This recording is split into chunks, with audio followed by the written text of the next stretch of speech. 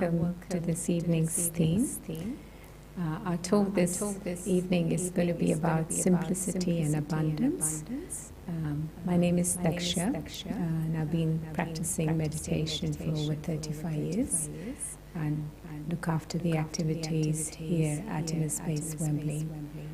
So when I thought about this theme, it's such a contradiction. On one hand, we are talking about simplicity, on the other hand, it's abundance.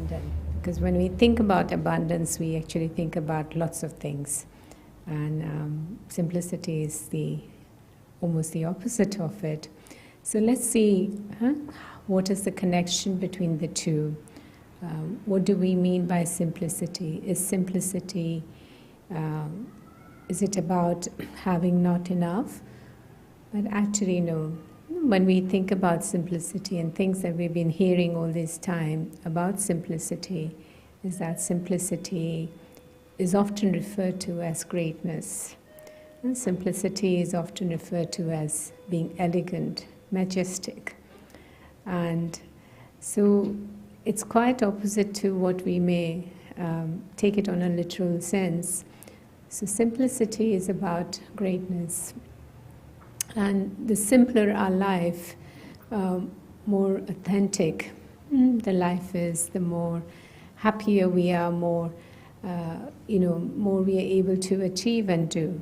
But if our focus is always on I want, I need more, then no matter how much we possess, no matter how much we achieve, academically, in terms of jobs, etc., professionally, possession-wise, but there will never be contentment.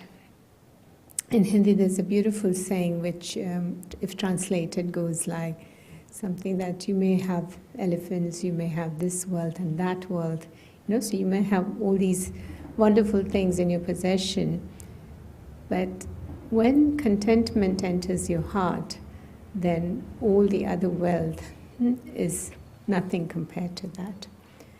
So simplicity also has this connection with being content. Now, contentment doesn't mean that we're lazy, that we're not inspired to do anything better, or we don't want to achieve anything. No. Contentment is about where we are. We are happy.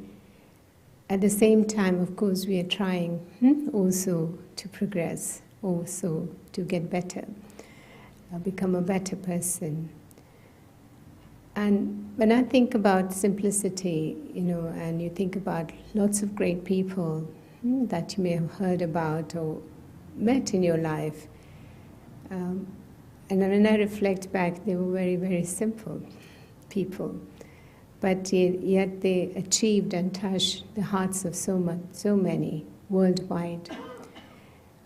I like to refer to the founding members of the organization of the Brahma Kumaris. Many of you have met Dadi Janki, and if not met her, you've certainly heard her classes, her discourses. When the activities started here in London in 1974, it was like we were renting a couple of rooms, and senior sisters like Dadi Janki were sharing bathroom and some probably even the kitchen to begin with. Imagine, such simple was their life. And where she's coming from in India, there was many centers, there was lots of students there. We call people who come here our students, including ourselves. And so students who are learning and practicing at the same time. And yet she had to start nearly from scratch.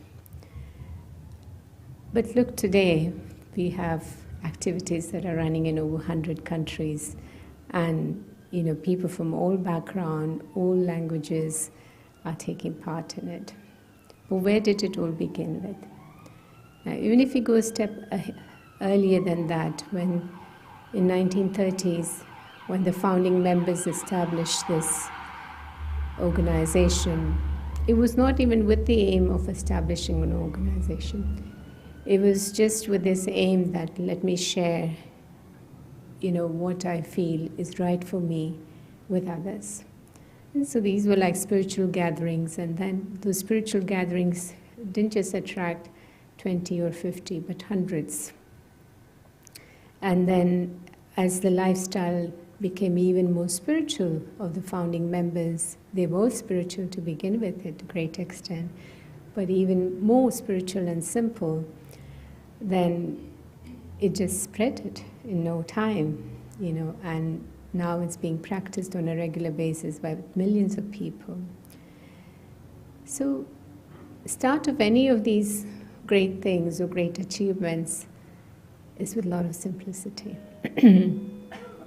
And simpler our needs are, more beautiful and more happier our lives are. I know for sure. I don't think, before I came to Raj Yoga, I was so much into fashion or anything like that. But certainly when I selected to wear whites full time, it just simplified my life so much.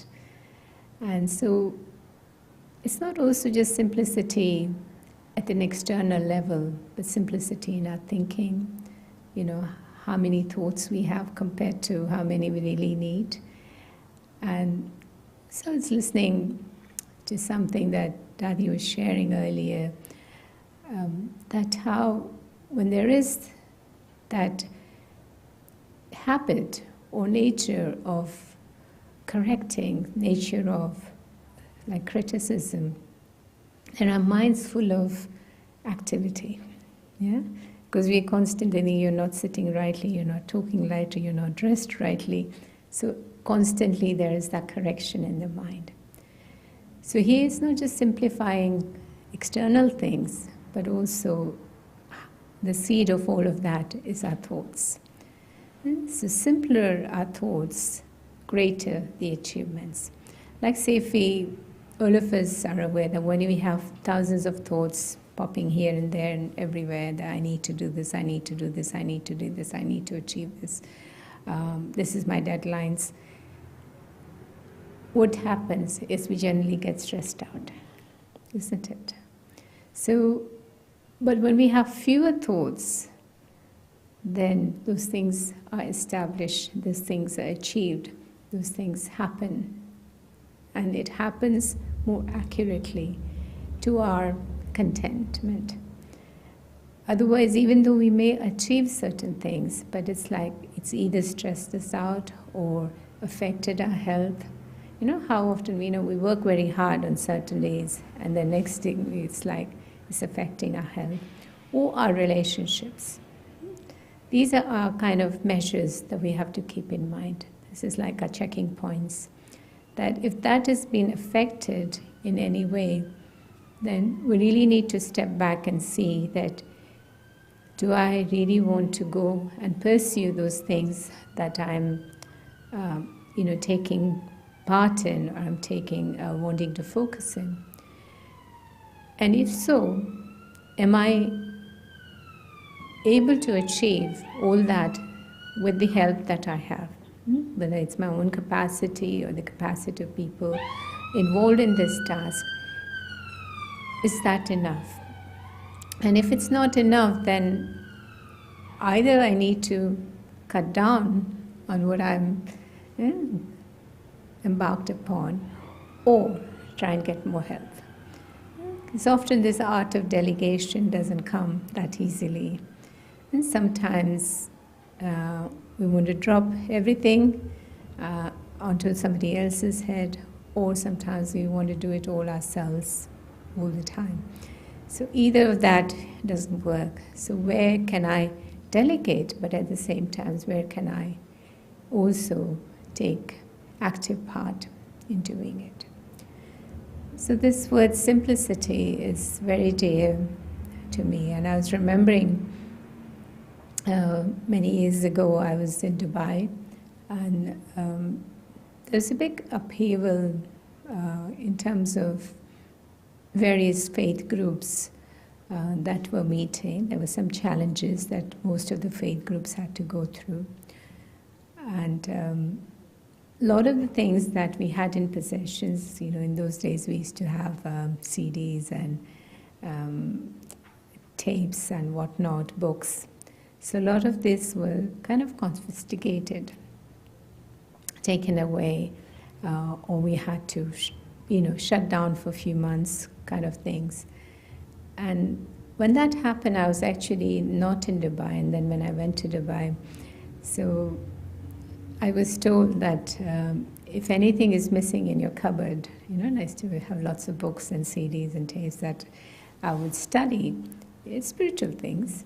It's mostly Brahmakumari's things or health related. Saying, don't blame us, this is for a reason, they are not there, kind of thing. And that made me think that do I really even need them? And I'm being honest that some of the things that I do possess is the books. And sometimes I really sit down and say, well, do I really need them? Let's let it go. So going back to that incident, so that made me think that we can really do with very few things, even in terms of the support that we need for our spiritual effort. And so let's start with things externally. So I made up in my mind that I'll have X number of saris and, whatever the garments we have to wear. And anytime I get more than that, I have to let go of the extra numbers. Until today, I think I have maintained that ratio. And that is just simplified, a lot of it. I really don't need more than 7, 8 pairs, right? Okay, if I'm traveling too much, which I don't, then maybe I need, twice the sets of the things that, you may not get to wash, you may not get to iron, etc. So once either we learn to simplify things on an external level or in your mind, well, the mind is the most important thing, you'll find that you are able to be very light. And when there is that lightness, there's more happiness. When we think about abundance, we think, lots of possessions, it's lots of happiness. But imagine, I remember I went to one of a student's house, and the sister follows this path, and the husband is very cooperative, but he's very possessive about all his gadgets, like any gift that he's been given, any trinket, anything. And when he was not well, so one day I went to see him, and in a little room, it's just full of clutter. And these are all little gifts. They're all very good things. It's not like they're rubbish, but, there's like, he has these exercise balls and, dancing dolls and whatever that over the years that he's received as gifts with messages, etc. And I tried to hint him that maybe it's time to let go. Because every day, that is the room that he spends most of his time. And all of these things are right in his face. Right? So when we're looking at clutter, and even if it's not rubbish, but our minds are likely to be that busy too, isn't it? And often you'll find that as is your mind, your physical environment tends to be like that.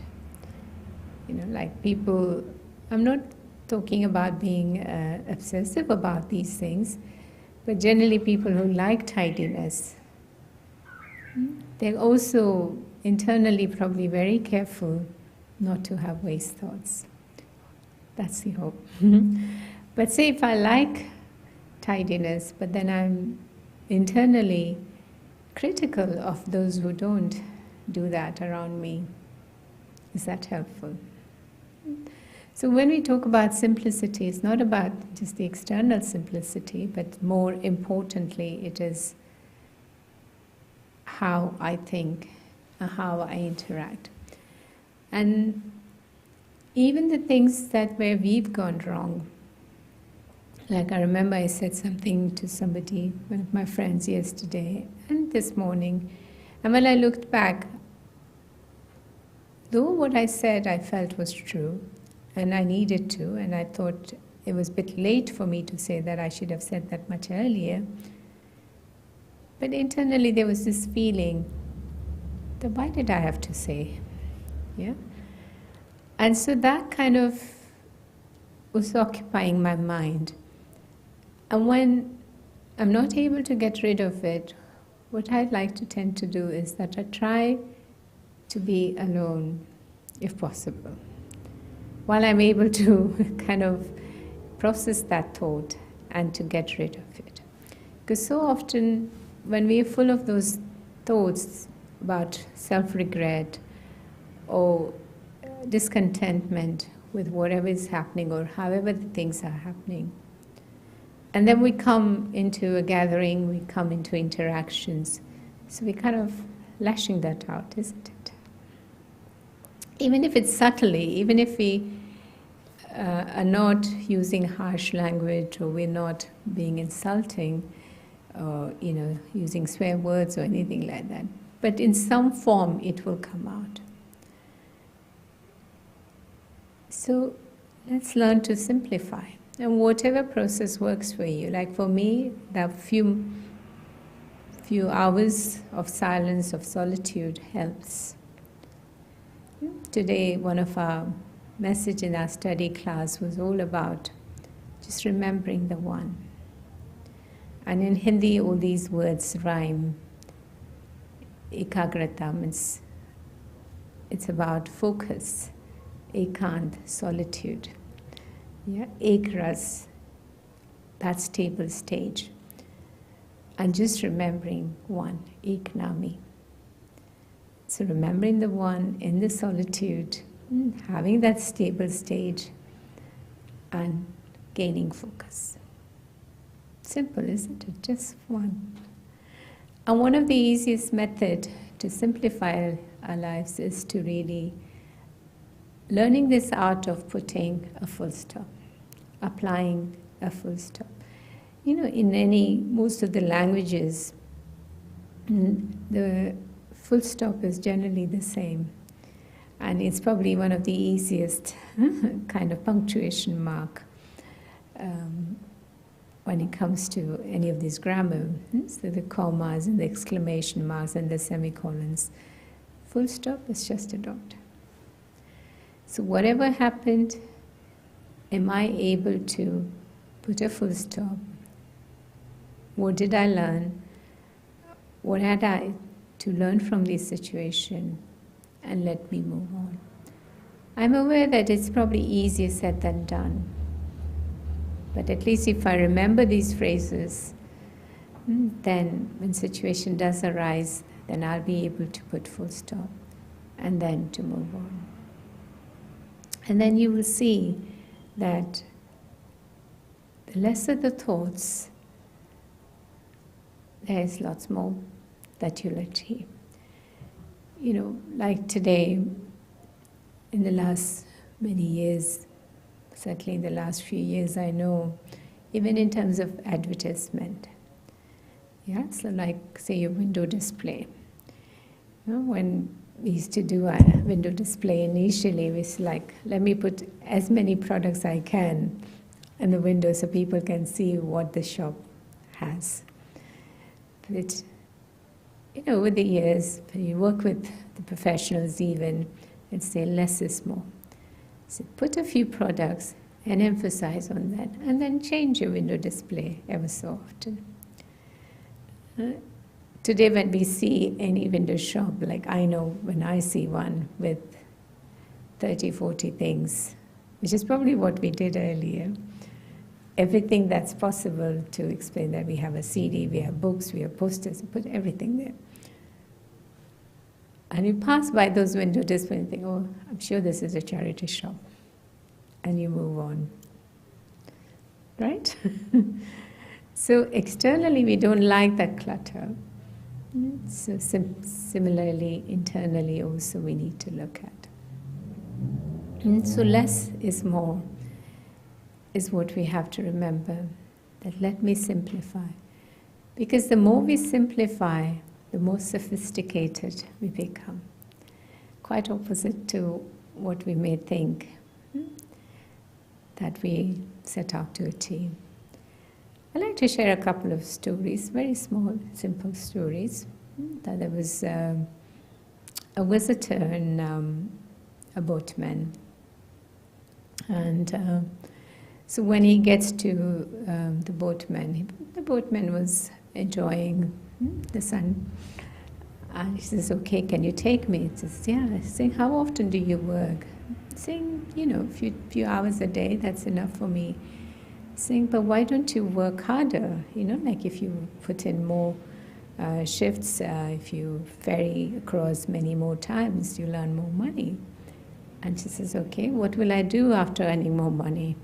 So then you'll do this and you'll do that, and your family, your children can get better education, and then you can acquire a bigger place and a holiday home, etc. And so what will I do after that? So then you can, enjoy the sunshine, be at the beach, etc., etc. See, but I'm already doing that. Yeah, I'm sure you've heard this different variation of this story.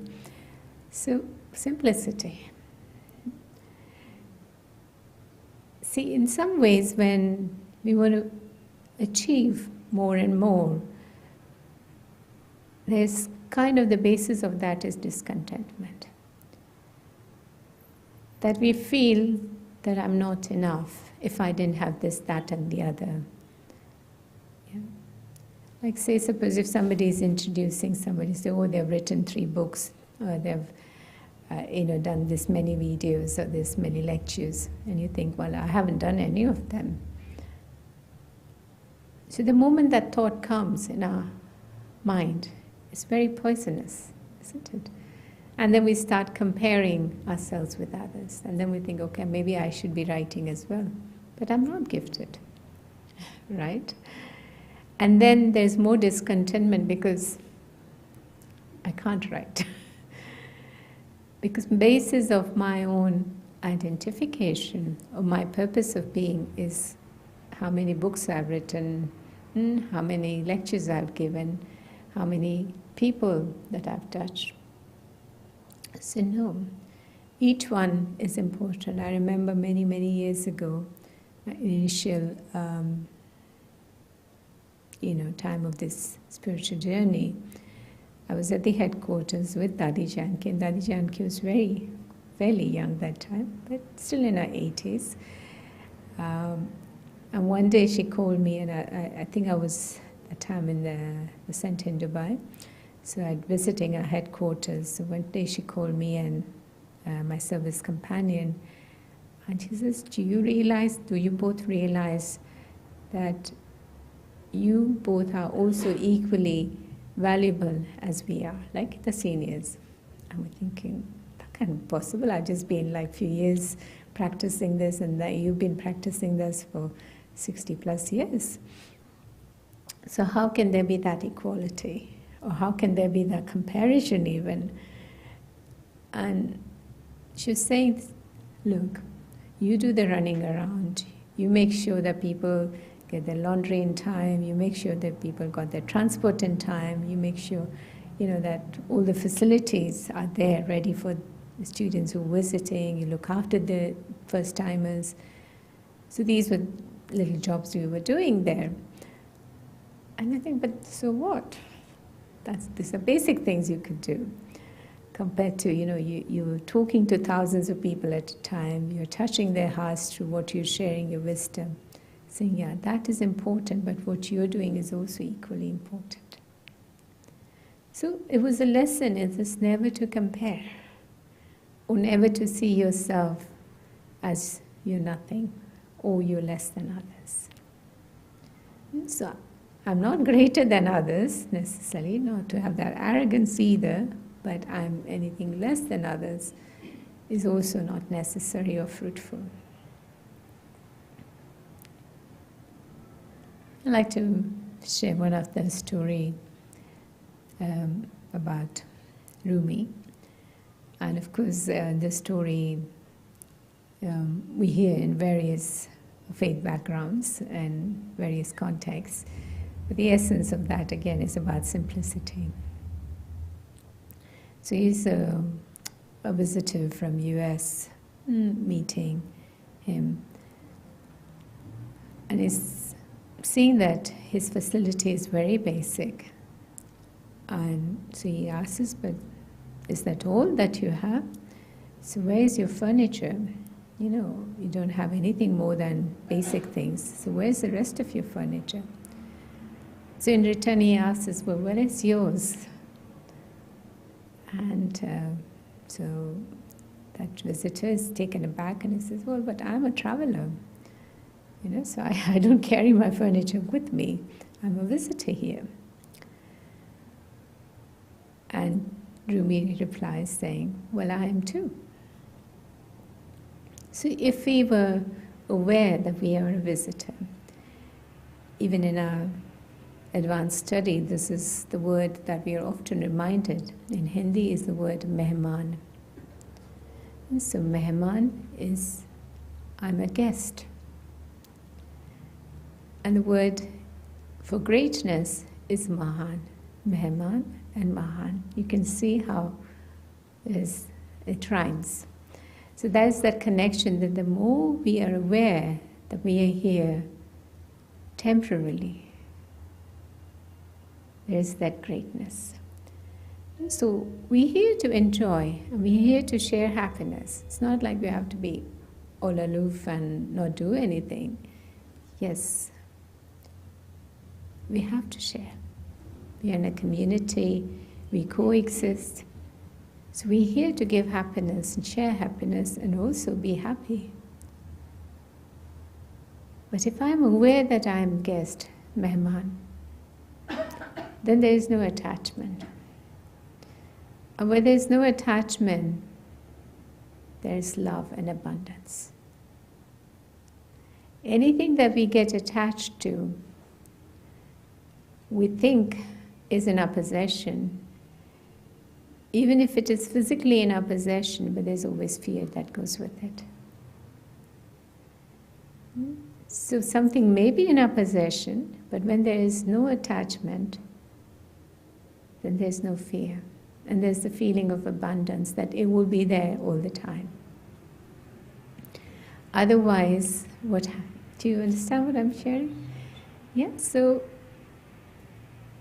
we think that attachment is about acquiring.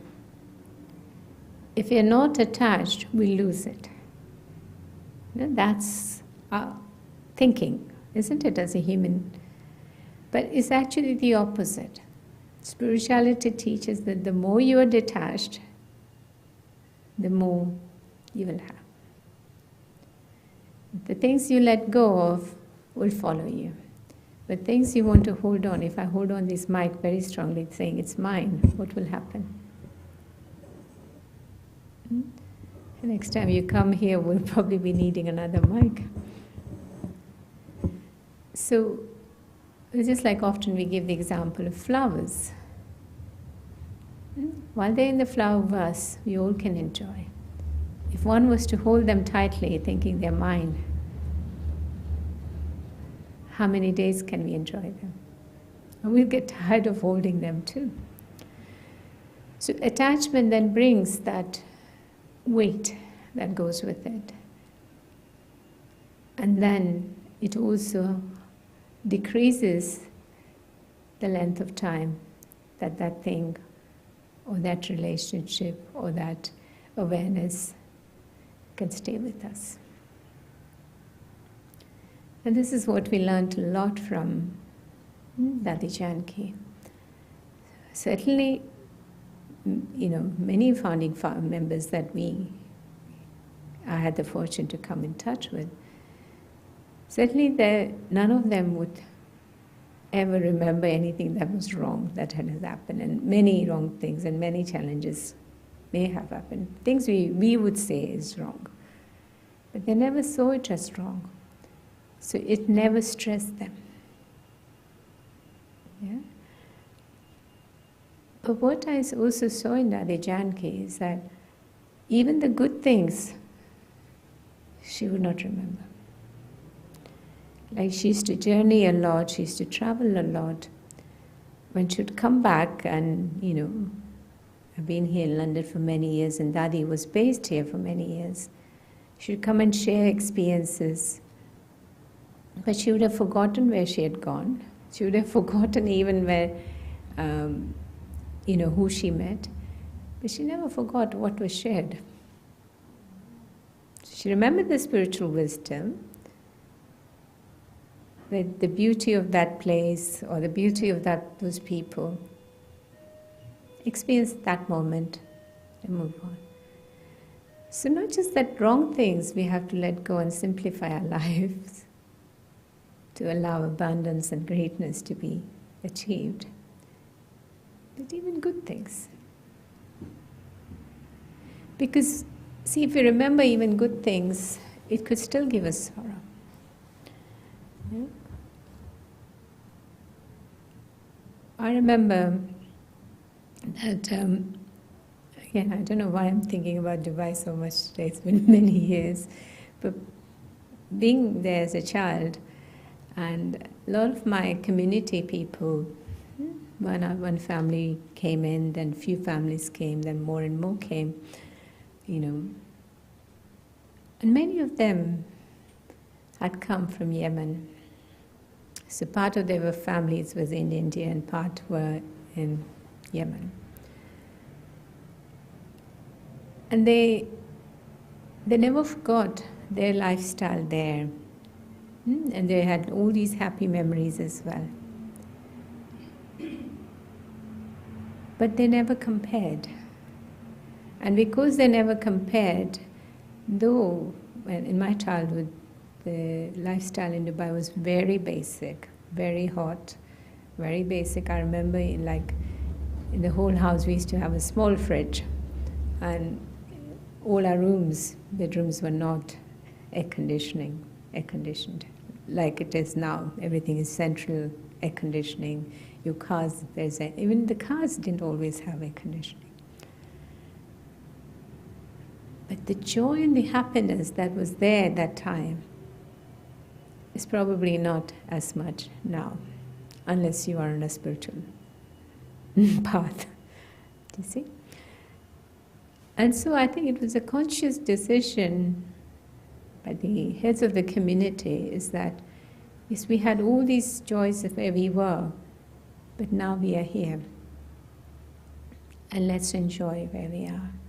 And let's contribute and give to where we are. So it was almost like the good memories were also gone. And it didn't interfere. And certainly the wrong memories. I remember Sister Jayanti sharing, a few times I've heard her share this, that there was one place, I've forgotten which place she had been to, but in India, and there's a lot of quarrels that still happens. And it is because certain community there hadn't forgotten what the Britishers did, or what different countries that ruled India, the torture they had to go through, or the injustice, or how things were taken away, and the identity crisis and all that. They hadn't forgotten. And so it kind of still brings those turmoils there more. And other places you find that people, that was history, it's gone, we learned, and we move on. And there was freedom. So it applies to all of us, isn't it? So it's for us to check, what memories do we hold on to? Yeah. And it is almost like, see, children, when we see, they're so happy, joyous. There's the feeling of lightness. But there's a child within all of us. Yeah, if you're on your own, it doesn't matter what age. You may not do it in front of others, but if you were left on your own, you wouldn't want to jump and dance like a child if you saw one doing it. You would want to do that as well. Eh? So how come as adults we're not allowing that child to, come into existence? Are we doing ourselves any harm or good? It's a question for us to ask. Now, surely I'm not saying that we should all start dancing and singing, but every time I see a child, like when they're walking with their parents, and the parents are walking all very diligently to where they have to go, and here's the child singing and dancing, crisscrossing the legs and moving along, and I think, yeah, that's what I would like to do. Right? So, okay, maybe not in a gathering, but maybe when we are alone, we can allow that simplicity to emerge. Yeah?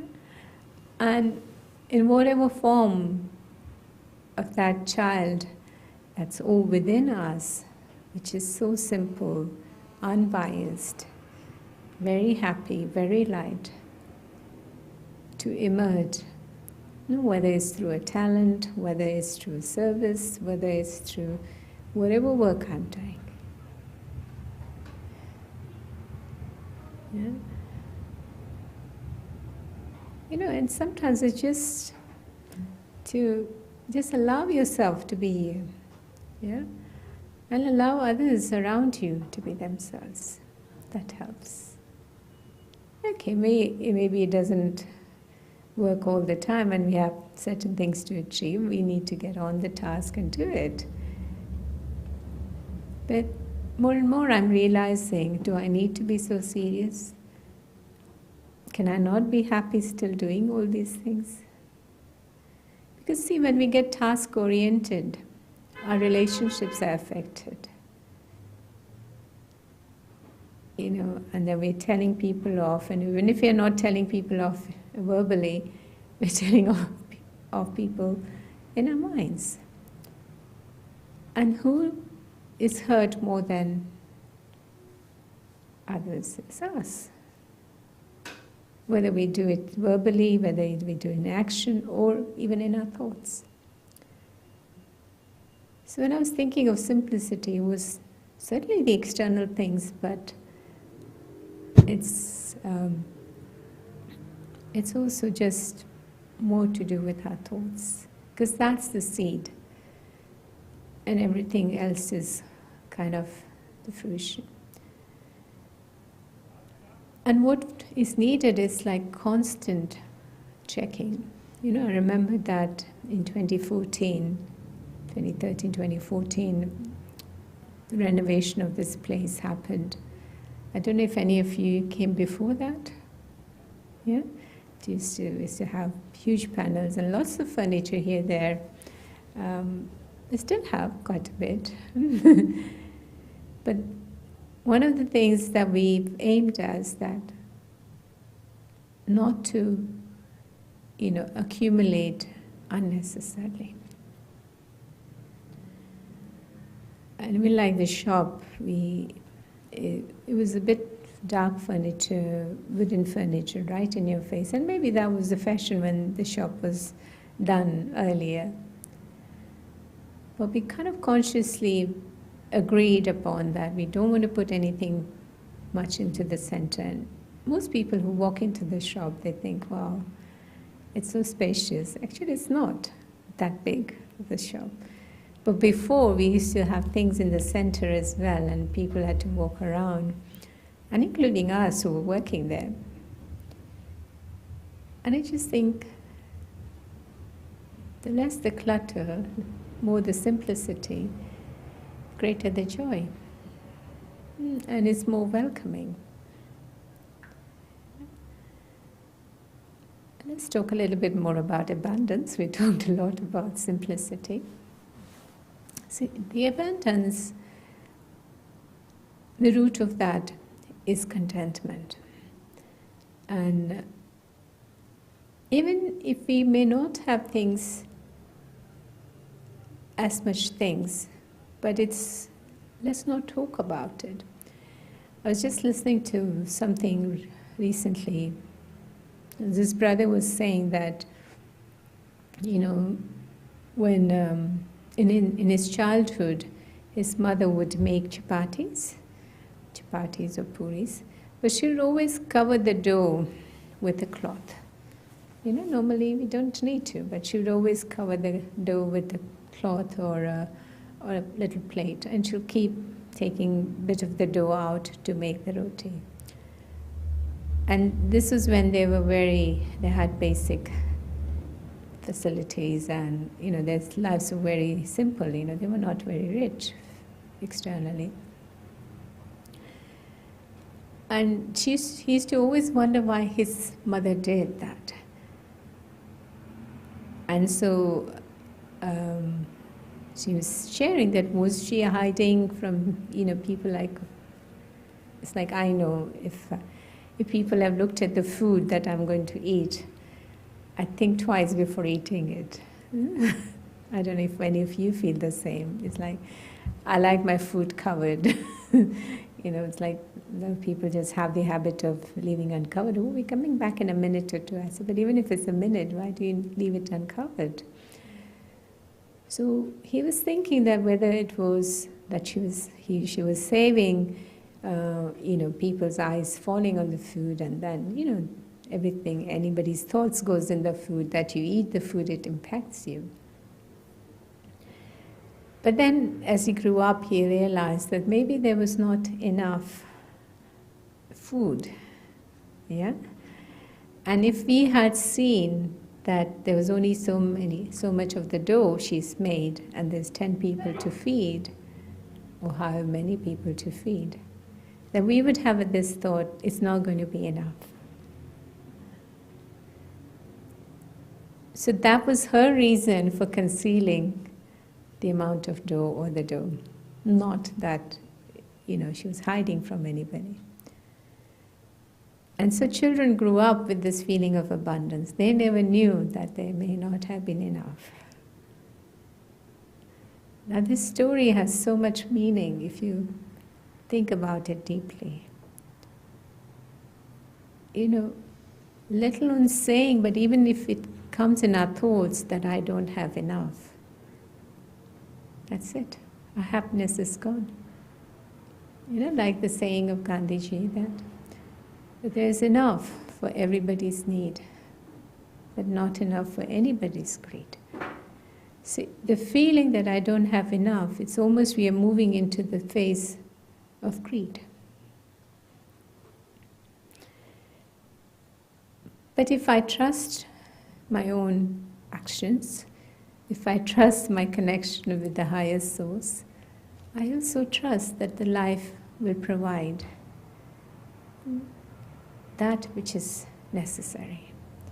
I may not always have luxury and comfort, but I'll never be deprived of anything that is necessary.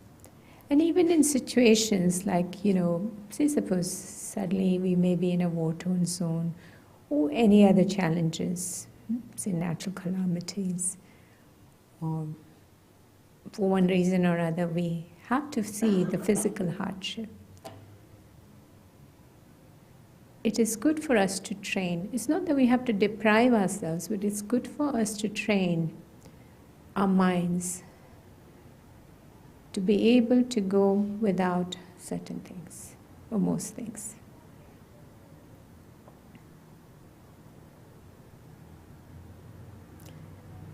And from time to time it is good to check what is essential and really eliminate that which is not.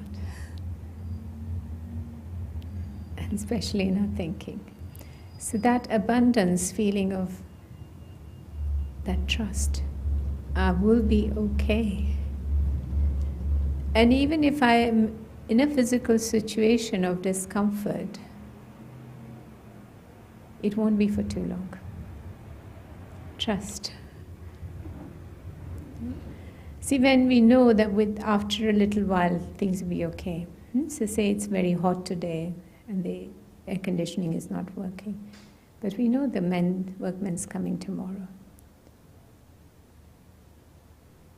It's going to be easier for us to spend that few hours in the heat. Hope. And that conviction that it will be sorted out tomorrow. So the feeling of abundance, and there's this very simple formula that you can remember, and I'll tell you it will work your whole lifetime. So any time we face a difficult situation, just remember this will pass too. It's temporary. So it's momentarily. So this will pass too. But I should not pass out before that situation goes. And that helps. Thinking that change is inevitable. And that change is actually beneficial. Going back to the story I said to you about my community in Dubai. When they left, their comfort and their joy, and they really enjoyed being in Yemen. But when they moved to India or Dubai or wherever else, they accepted it. So that was beautiful, but this is also beautiful. So change was necessary. Change is beneficial.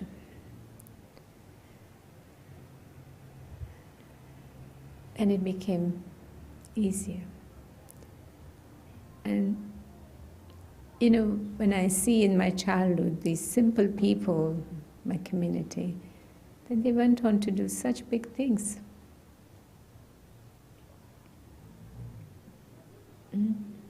So all of these virtues are kind of interconnected, right? Contentment, acceptance, simplicity, and abundance. So this is kind of a chain we go through. So I'll pause here for a few minutes to see if there is any questions.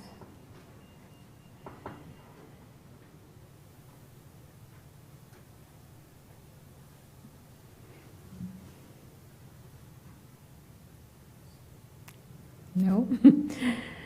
Simplified.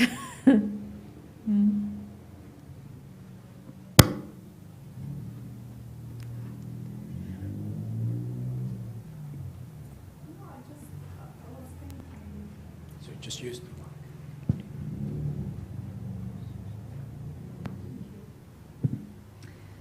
You know, it's easy sometimes to simplify things when it comes to material stuff, but to me, these days, I'm finding it really, really hard to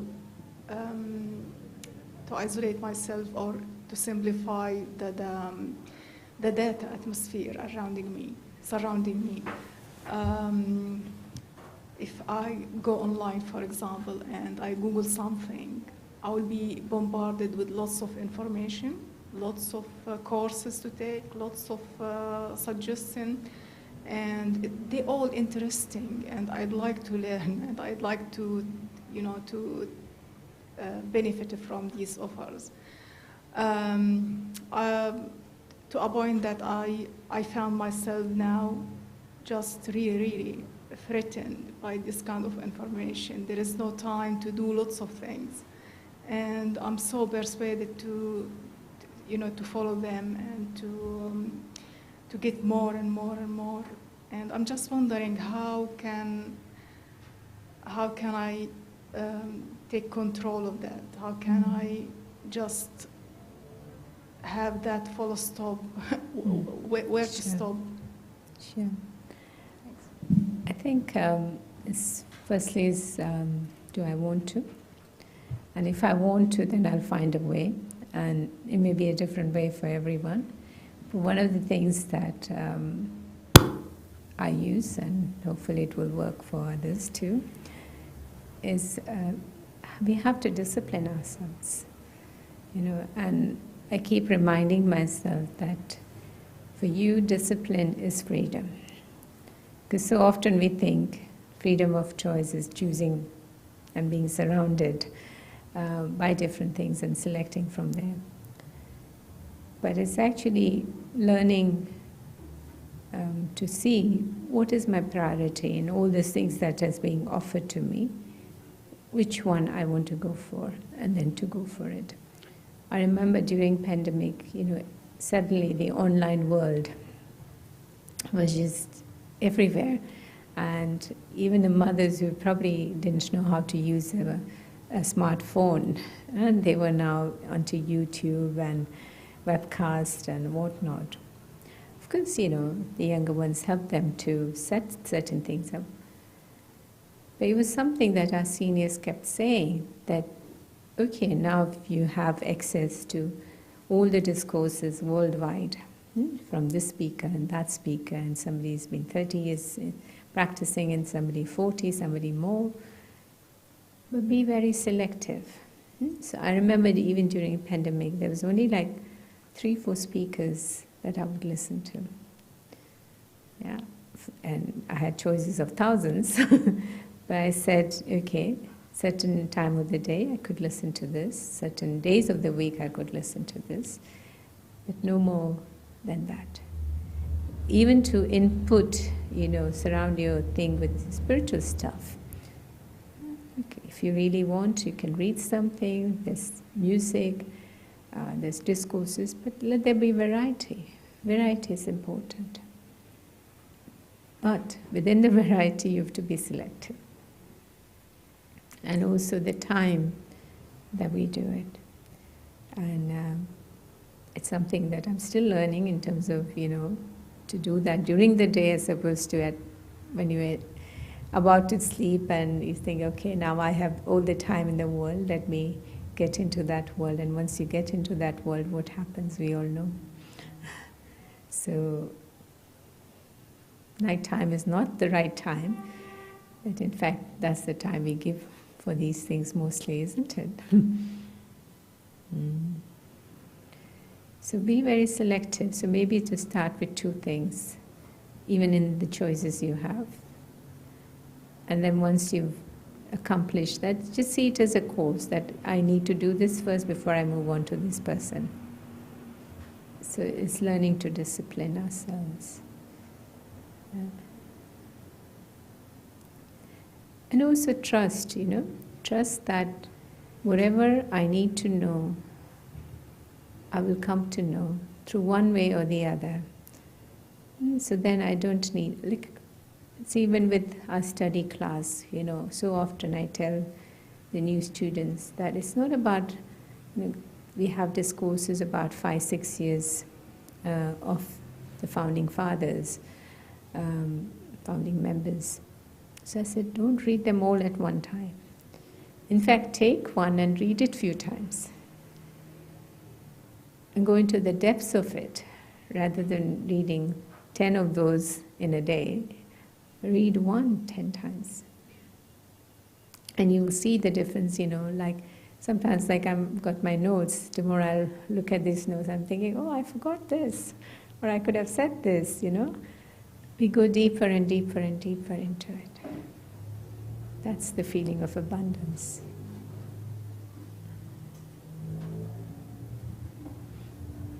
Okay, so remember, we are all children of God. God is a protector, but of course, from our hearts there needs to be that love. So there will always be enough. And when there is that sense of contentment, there is abundance. Okay, we'll finish with some meditation, unless there's any other question.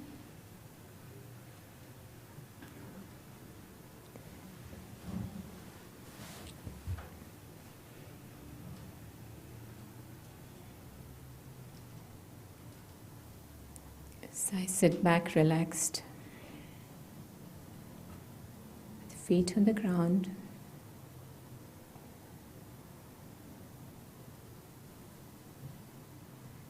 Gently breathing in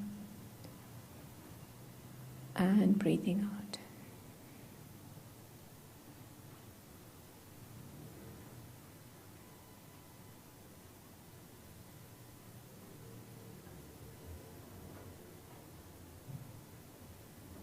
take my thoughts within.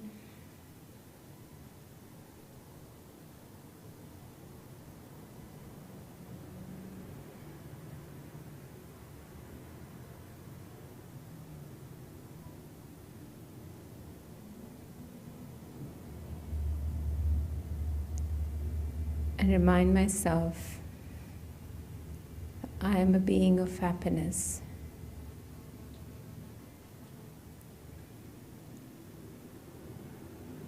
Being happy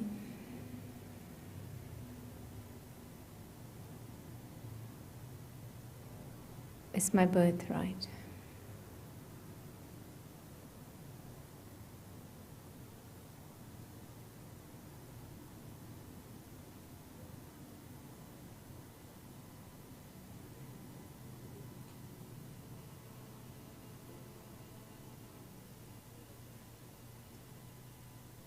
And when I look at situations that I have to regularly face,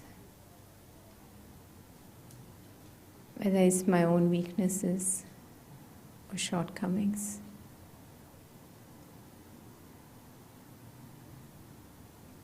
or people's personality,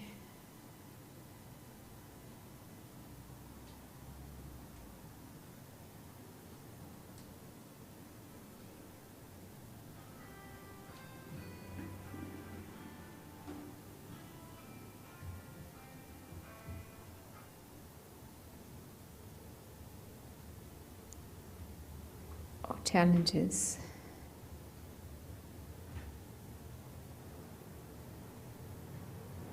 as I remind myself of happiness, everything becomes simple.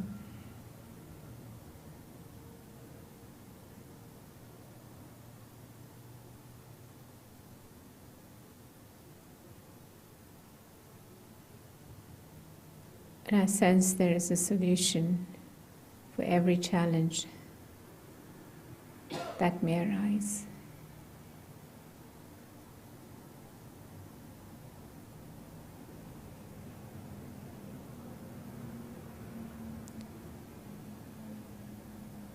When there is that feeling that I don't need anything from anyone, of course there's not even a thought of wanting to take anything from anyone.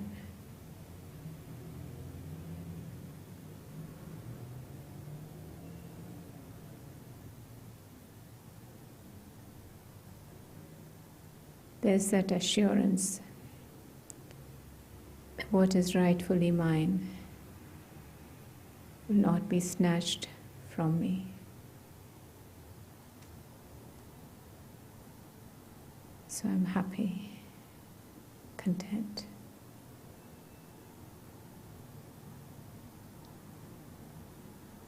With that feeling of generosity, there's nothing but abundance.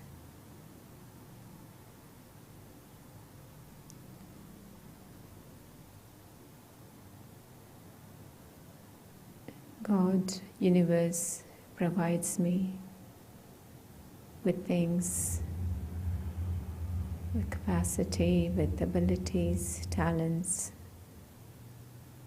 money. And I use it for the right cause. It multiplies and comes back to me.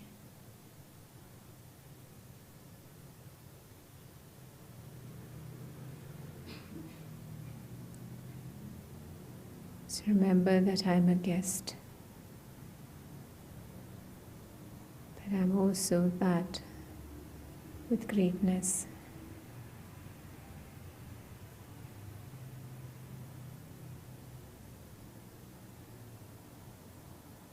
So as I simplify my needs, my thoughts,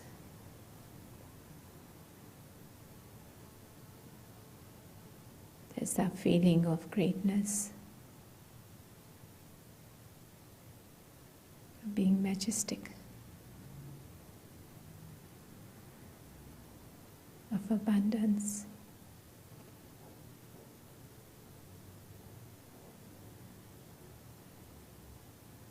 Om Shanti. I'm a peaceful being.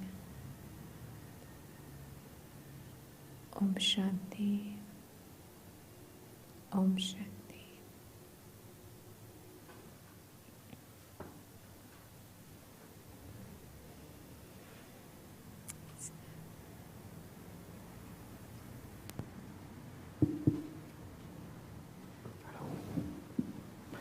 Thank you. Thank you, Sister Daksha, for a wonderful talk and sharing. It was very interesting, yeah. Next week, talk, same time, same place, and the topic is the skill to heal, spirit to care. Our weekly guided meditations every Mondays and Thursdays, 7 to 7:30 is online, so everybody's welcome to join that. Also, product of the week is a poster of the simplicity. It's available in the shop, so you can browse through on your way out. Once again, thanks for joining us, and have a safe journey back home. Thank you. Thank you.